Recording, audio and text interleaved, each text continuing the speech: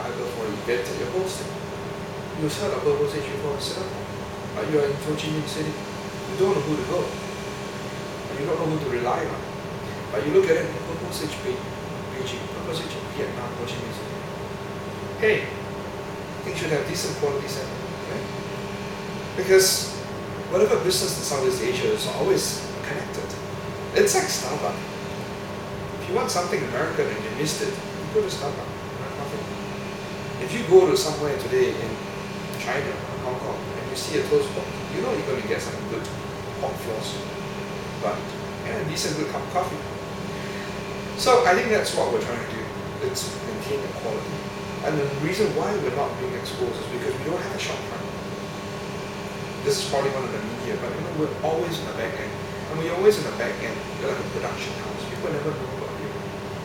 So I think it's doable. And speaking about doable and franchising, which is the way to go. Now, how do you able to maintain the quality? Because they're so far away. Correct. A lot of people say, how do you maintain the quality? If you sell a food here, you go there and maintain quality. First of all, you want to partner with someone who is already decent in their own culture, producing their own food. If I want to partner with someone in Thailand, they would have already produced their own Thai papaya salad. Not too bad. Up to par. Certain quality, certain grade. The kapau, the Thai curry, whatever product they are doing. But the quality, it's also hiring, it's just like hiring another Western chef to produce Italian food together. It's the setup. It's the branding. It's the people who are there to teach, that partner together how to do the setup, how to do the turnkey, how to decorate it, how to make it right, how to plan the menu where you have enough starch, enough salad, enough vegetables, enough meat, enough dessert and fruits to complete the whole thing. It's the service mentality.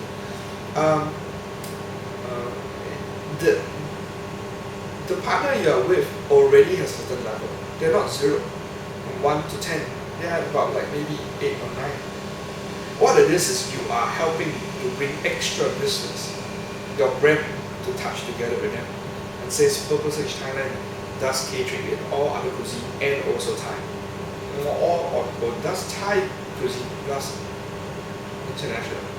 And what you do is you send them for training, you put them together, and then you tie them up together.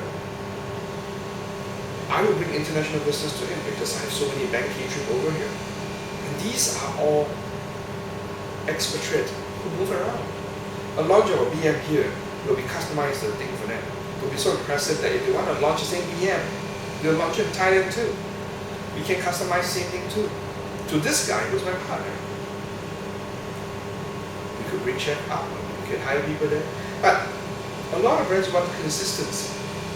If we have launched it in this way, give you an example. Heineken has a Heineken Green Room. If Heineken has a Heineken Green Room, they launch it here. And then I do something to taste and blend with Heineken here. Heineken want to do the same when they go to Thailand. And when they go to Thailand, they want something to do the same. But who do they look for? They have to search. They have to search and start all over again to search. But if I'm there, it's very easy for the global or the branding team to say, there is a Purple Sage in Thailand. Let's go with them.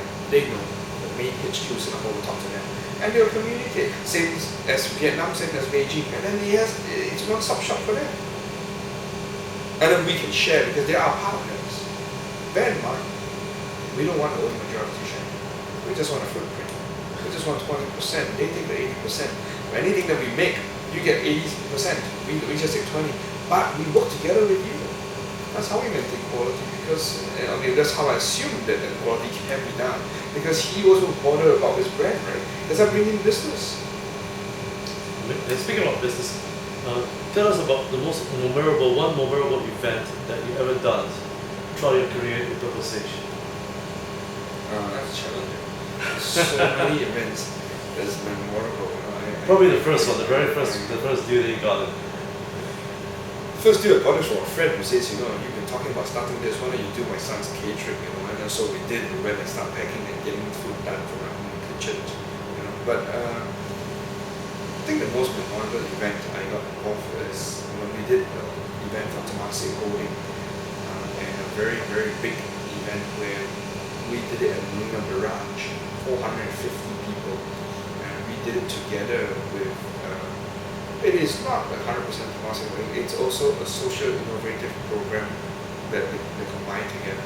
And we remember a lot of VIP came, and we have a 3-star Michelin chef working together side by side around Jean-Georges. The team came, we were together, we went down there, we did the catering, 450 and we set it up, and the distance that we were to walk to clear the plate was extremely painful.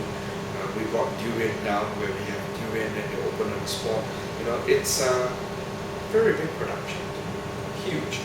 But to work beside Jean-Georges, one of the top chefs from Shanghai, came down, a team of 6 in our kitchen for a week. That is impressive. That is memorable because Purple Sage working side by side with 3-star Michelin chef. That's very impressive. Wow. And how many staff do you have on site back then? Right now we have 52 members. Over there. Oh, on site, on that day. Yeah, that's right. Oh, a lot. Service staff itself, we have about like 45. The whole kitchen team went down at 6. We have a good, at least 70 people, including us, all the sales people are helping. Very good production. Now, moving forward right now, before we close, what will be your advice for entrepreneurs, aspiring entrepreneurs who, who want to start a business and with a vision? Would you able to give, say, like 3 key points? Based I on traditionally tell them there's 4 P's. Oh, there are 4 P's, okay. I tell them, first you must have the passion, then you must have the perseverance, then you must have the persistent, and then you must have the people. If you don't have all those 4, it's tough. If you have the passion, you like what you do, that's the first start. No, you're not going to go through that. And then you have to be perseverant. Right? Or, you have to be persistent. Right? Persistent and persevere, it's hard to say, but you have to be, you have to persevere. And you have to keep trying. And you got to be persistent. You try, it didn't work, try again. You try, it didn't work, try again. And then the perseverance pull you through. And then the people. You got to treat people right. You got to treat everyone right. You got to treat yourself right. You got to have the people and with you. So from the auntie that serves you tea and clean your office to the person who peels a potato and to the chef who is actually thinking how they can do something different with a potato. I think you got to be the right people. And if you want to complete it to make it, I'm going to say 4 is not good, you want to do it 5. And the last one is just must have patience.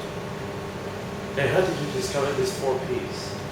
Because first of all, I have experience when at one point in my life where a bunch of us not going to fit together, we're not treating that right. So people is important, Really? right? Wow. I must have a passion and I love what I do. I didn't get the pay I used to get when I was working for a telco company, but I love that I have the patience.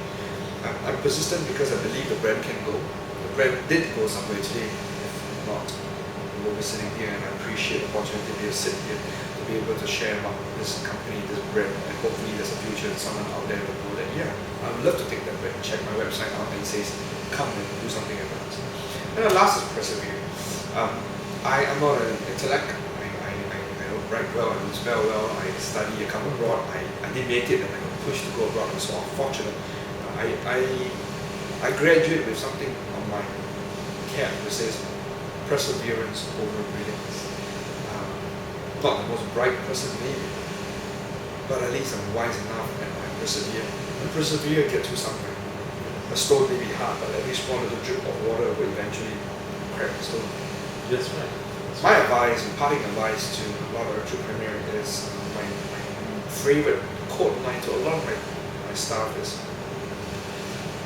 tough things don't last, tough people do. It's through tough situation that shapes your tough character. That's my advice. Amazing. Well, thank you, Mr. Seow, for your time, and thank you for joining me here at the National Critics' Choice.